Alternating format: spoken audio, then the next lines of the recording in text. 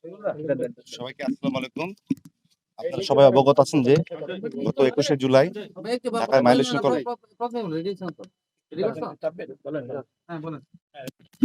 সবাইকে আসসালামু আলাইকুম।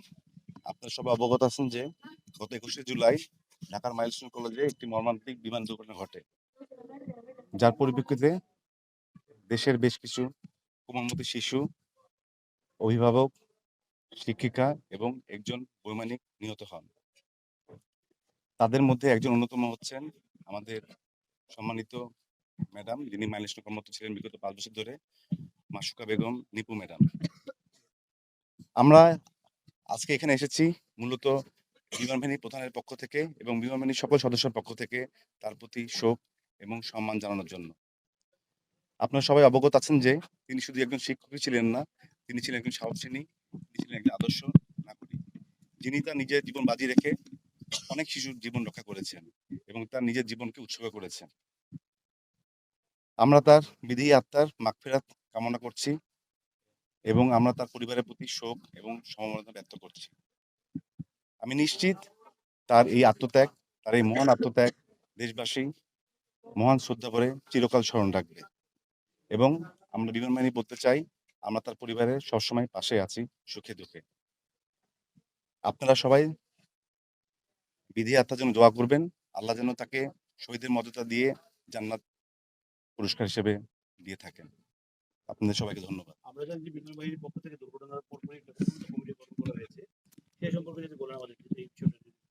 সে ব্যাপারে কার্যক্রম চলমান আছে, যখন শেষ হবে আপনাদের সবাইকে অবশ্যই জানানো হবে।